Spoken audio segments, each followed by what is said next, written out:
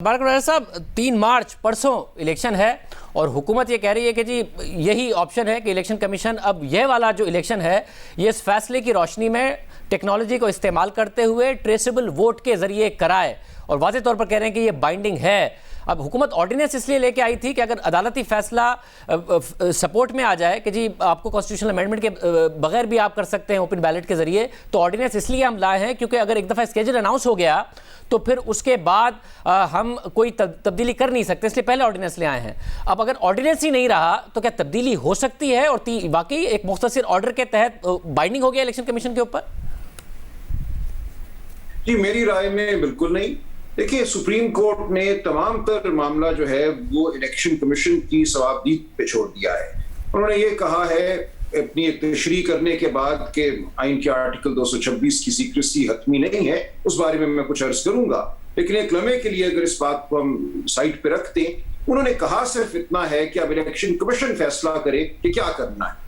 Election commission के इख्तियारात में ये शामिल है कि इलेक्शन कमीशन ये कहे कि अभी हमें कुछ नहीं करना, इलेक्शन 3 मार्च को हो रहा है, जो कवायद मौजूद है उन्हीं के तहत होगा, जो कानून मौजूद है उन्हीं के तहत होगा, क्योंकि यह इलेक्शन कमीशन का सवाबदीदी इख्तियार है कि वो क्या जरूरी समझता है।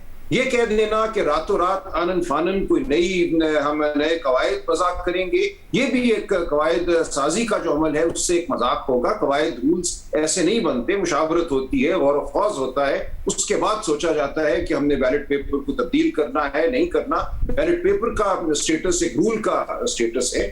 अगर बैलेट पेपर पे आपने किसी की तस्वीर छापनी है, मेरी नजर में अगर आप बार कोड लगाते हैं तो उससे बेहतर है आप तस्वीर ही छाप दें वोटर की। कोई फर्क नहीं है टेक्नोलॉजी के इस्तेमाल के जरिए बार कोड लगाने में और वोटर की तस्वीर, अंगूठे का निशान या दस्तखत जब्त करने में। अब ये तमाम बातें इतनी मैं समझता हूँ दूररस हैं इनके आईनी निजाम पर, आइन के तहत होने वाले इलेक्शनों पर। सिर्फ सेनेट नहीं, बाकी तमाम इलेक्शन भी जो आईने पाकिस्तान के तहत होती है उन पर इतना बड़ा असर है कि कोई चीज रातों रात आनन फानन नहीं होनी चाहिए।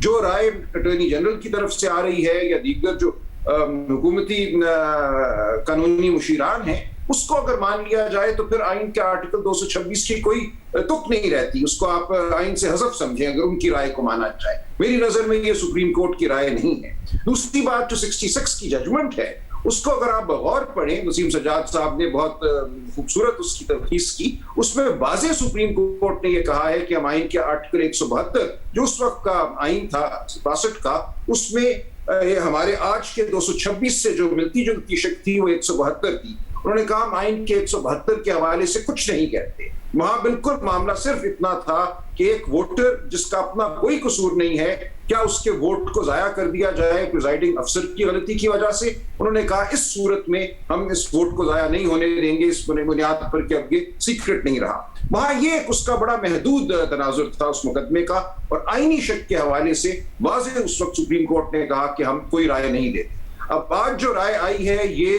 बिल्कुल तशरीह तलब है, ये वाज़ेह नहीं है। अगर इस राय से वो मतलब लिया जाए जो हुकूमत ले रही है, जो अटॉर्नी जनरल साहब ले रहे हैं, तो फिर आइन के आर्टिकल 226 की कोई वक़्त नहीं रहती। ये कहना कि कल को कोई भी वोटर या पार्टी का लीडर जाकर ये तकाजा कर सकता है चूंकि सीटें मेरी तवक्कुआत के मुताबिक नहीं आई सेनेट में, इसलिए मुझे बैलेट पेपर दिखाए जाए, ये कहां से करप्ट प्रैक्टिस की तशरीह में आ गया या जुमरे में आ गया।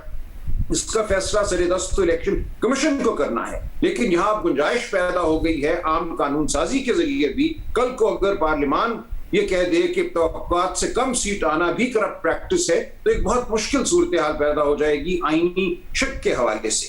तो आइन का एहतराम हमें मलूज रखते हुए आगे बढ़ना है। ये एक राय सामने आ गई है, इसको बहुत मतानत और बहुत एक बुर्दबारी के एहसास और जिम्मेदारी के एहसास के तहत आगे बढ़ना है। ये इमीडिएट किसी सियासी मार्के का मामला नहीं है कि 3 मार्च को इलेक्शन जीतना है, इसलिए हम आइन की एक ऐसी शक्ल बना दें जो आज तक किसी ने तसव्वुर नहीं की। पिछले 50 साल में तमाम दुनिया में सीक्रेट बैलेट का एक तसव्वुर उभरा है, और वो यही है कि सीक्रेसी अगर मुकम्मल नहीं है तो then it is something less than secrecy.